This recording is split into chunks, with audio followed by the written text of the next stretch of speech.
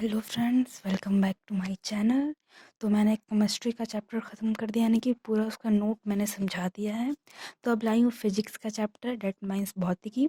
भौतिक समझते हो ना? हाँ, तो ठीक है। तो मैंने केमिस्ट्री का चैप्टर ख़त्म किया, हमारे परिवेश के पदार्थ।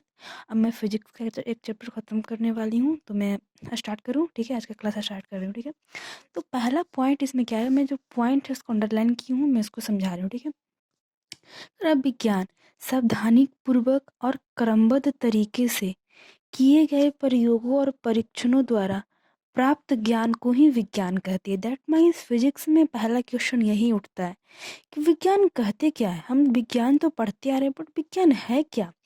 तो जो सावधानी पूर्वक और क्रमबद्ध तरीके से जो आप प्रयोग और परीक्षण करते हो, साइंस में नहीं करते हो भाई, कि पानी है, अगर उसमें कुछ मिला दिया जाता है तो वो कुछ ऑक्साइड बनता है। तो ऐसे होता है, जल में मिलाने से, H2O में मिलाने से ऑक्साइड बनते हैं। तो वही बोल रहा है, आप प्रयोग और परीक्षण के द्वारा जो ज्ञान आप प्राप्त करते हो, देखिए, जो नॉलेज आप पढ़ के प्राप्त करते हो वो जितना आप करोगे उससे प्राप्त होता है। तो वही बोल रहा है, जो ज्ञान आपको प्राप्त होता है उसी को विज्ञान कहते हैं। बहुत ही सरल और शुद्ध भाषा में लिखा हुआ है। ठीक है, अब आगे पढ़ते हैं। विज्ञान की दो मुख्य शाखाएं हैं, भौतिकी विज्ञान और जीव विज्ञान। भौतिकी विज्ञान और, हाँ, तो हम क्या कह रहे थे कि विज्ञान की दो मुख्य शाखाएं होते हैं, भौतिक विज्ञान और जीव विज्ञान। भौतिक विज्ञान को इंग्लिश में कहते हैं फिजिकल साइंस।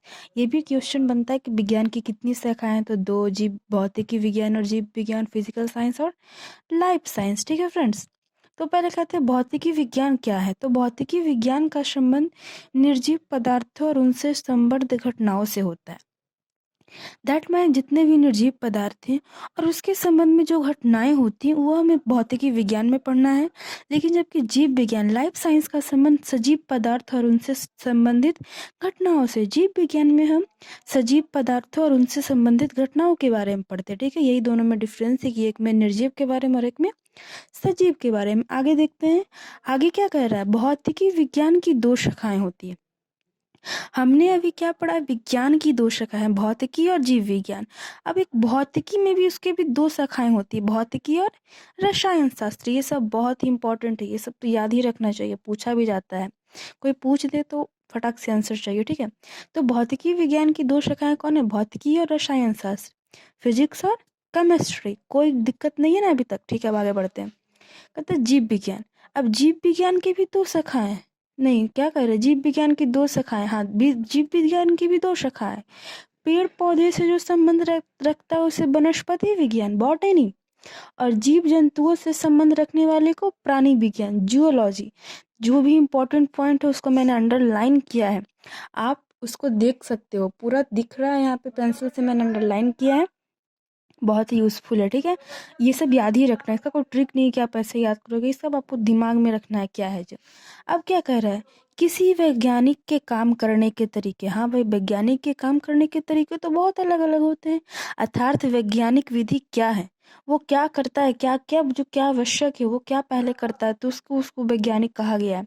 तो इसके कुछ 5 मुख्य अंग हैं, ये इम्पोर्टेंट भी है, जान लीजिएगा तो ठीक है। कहता है पहले, पहला क्या करता है, घटनाओं का सावधानी पूर्वक किया गया परीक्षण करता है, ऑब्जर्वेशन करता है वो, कि घटना कैसे हुआ, उसका क्या परीक्षण किस लिए हुआ, बस यही उसका सावधानी पूर्वक उसका ऑब्जर्वेशन करता है, परीक्षण करता है। दूसरा क्या है, संभावित संभावित कारणों का अनुमान लगाता है, कि इसका संभावित कारण क्या हो सकता है, अगर ये मर्डर हुआ तो क्या इसका हो सकता है, बस वही ये करता है। थोड़ा सा हिल गया था, कुछ दिक्कत नहीं है, नहीं है, बस उस कारण का अनुमान लगाता है, पता नहीं चलता, अनुमान लगाता है, बस वैज्ञानिक का ये होता है।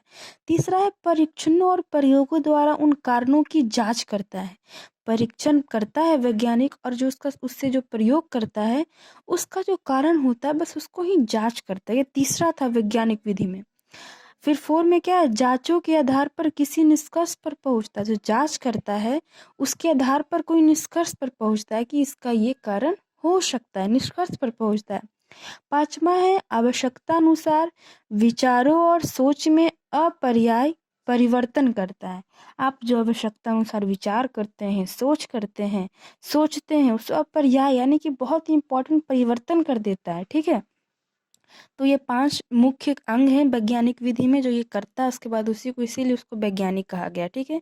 ये आम मनुष्य नहीं करते, एक वैज्ञानिक ही करता है, ठीक है। अब आगे बढ़ते हैं। वैज्ञानिक किसी एक राष्ट्र या किसी एक काल के नहीं होते हैं। ये किसी राष्ट्र या किसी काल के नहीं होते, जो मन से पढ़ते वही वैज्ञानिक होते हैं।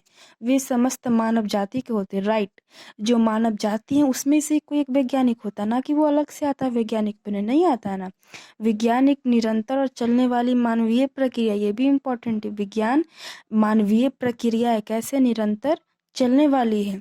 महान वैज्ञानिक कौन थे? Albert Albert Einstein. Albert Einstein बहुत ही महान वैज्ञानिक थे। वो इतने महान थे कि उनको इतना मतलब बड़ा दर्जा मिला है, ठीक है, अल्बर्ट आइंस्टाइन को। तो उन्होंने कुछ बातें कही है, तो मैं यहाँ तक आपका क्लास करती हूँ। क्या कही है भाई?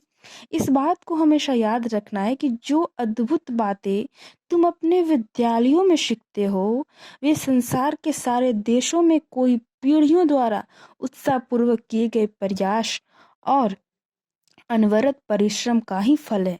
यह सब कुछ तुम्हारे हाथों में विरासत के रूप में दिया गया है, ताकि तुम इसे स्वीकार करो, इसे मान दो, इसमें वृद्धि करो और एक दिन इसे तुम अपनी अगली पीढ़ी को निष्ठापूर्वक सौंप जाओ। ये अल्बर्ट आइंस्टाइन का कथन है। इन्होंने ठीक बहुत ही अच्छा बात कहा है। इन्होंने कहा हमेशा इस बात को याद रखना चाहिए, जो अद्भुत बात है उसको तो हमेशा याद रखना चाहिए। जो आपने दादा नाना ये सब से सीखा वो बहुत अद्भुत बात है। अल्बर्ट आइंस्टाइन बहुत ही महान वैज्ञानिक थे। इनके बारे में बहुत सारी बातें प्रसिद्ध है, तो मैं इनके बारे में भी अब कोई क्लास में डिस्कशन करूंगी कि अल्बर्ट आइंस्टाइन क्या थे, उनका मृत्यु कब हुआ, वो क्या खोज किए, तो मैं इसके बारे में भी चर्चा करूंगी। लेकिन अभी हम क्या पढ़ रहे हैं? विज्ञान और मापन, फिजिक्स का चैप्टर। पहले फिजिक्स को ख़त्म करते, उसके बाद अल्बर्ट आइंस्टाइन में जाएंगे, ठीक है। तो आज का क्लास यहीं तक, उसके बाद मैं मापन पढ़ाऊंगी। विज्ञान के बारे में इस वीडियो में मैंने पूरा समझाया है कि विज्ञान क्या है, क्या उसके मुख्य शाखाएँ हैं, ब्रांचेज़ है। तो उसके बारे में अब मैं मापन के बारे में अगली वीडियो में बताऊँगी। अगर अच्छा लगे तो लाइक, शेयर, सब्सक्राइब ज़रूर कीजिएगा फ्रेंड्स। ठीक है फ्रेंड्स, बाय।